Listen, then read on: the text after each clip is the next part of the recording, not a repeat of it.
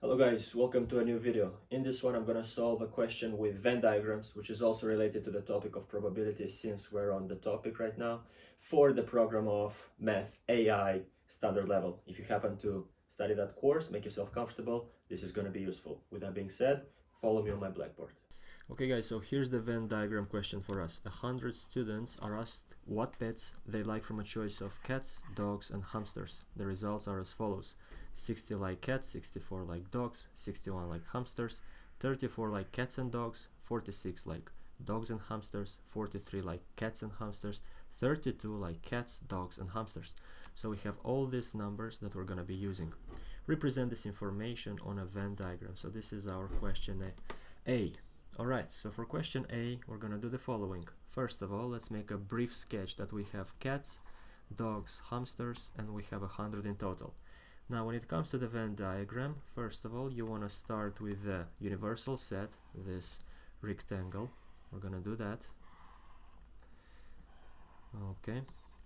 Then, we're going to draw our 3 circles for each set. So we have cats, we have dogs, and we have hamsters. Okay, now when it comes to solving the question, here's how you want to do it. This is the process that you guys want to follow for all Venn diagram questions. Start from the bottom up, meaning start from the intersection of all 3 and then move towards the intersections of 2 sets and then eventually fill out the rest. So here's what I mean. You know that 32 like cats, dogs and hamsters, that's the intersection of all 3. I'm writing it over there.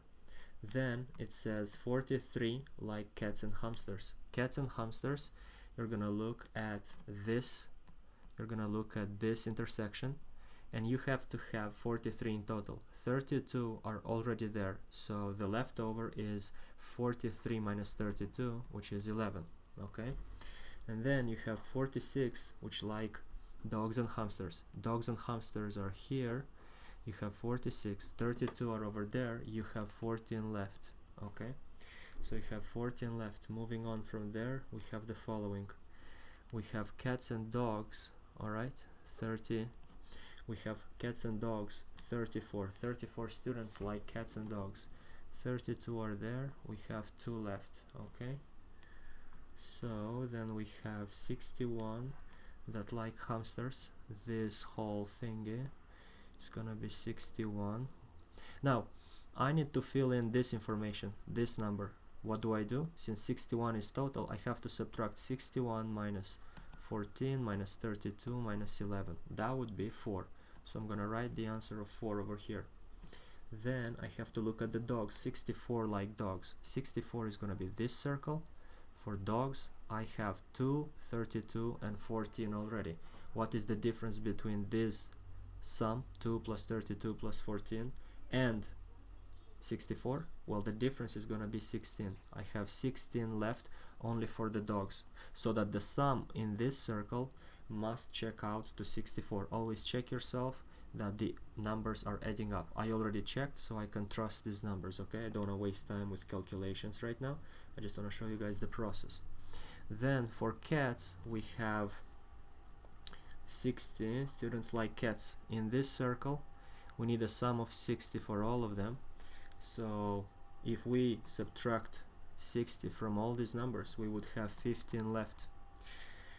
Are we done? No, not yet, because we still have to use this last piece of information, which is 100. Now this 100 you have to subtract from all the numbers in these 3 circles.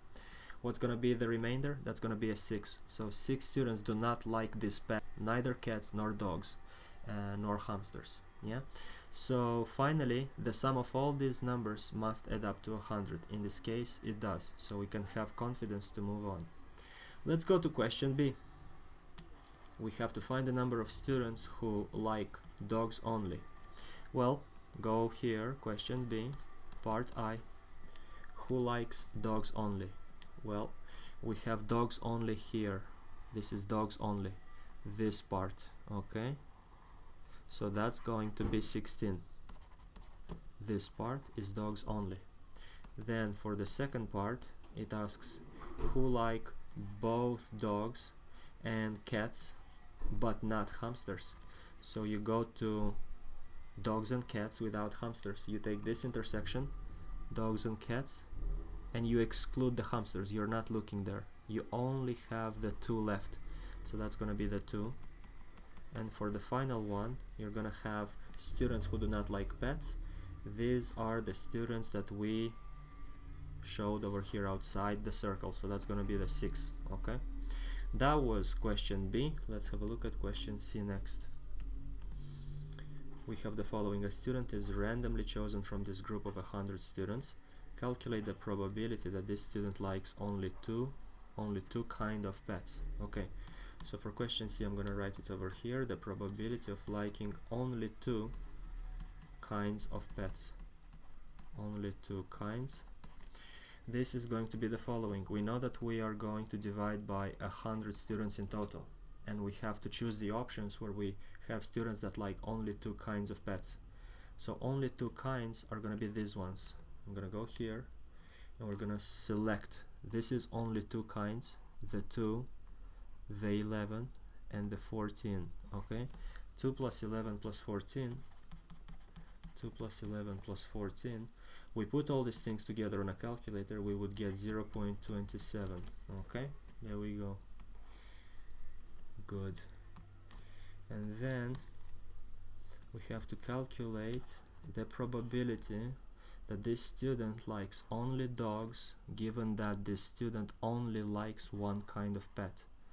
Since we have the word given, this is a hint to use conditional probability. Probability of A given B. Let me remind you that formula.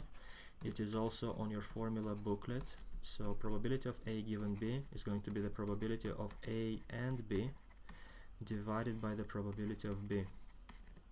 Now let's apply it to our context.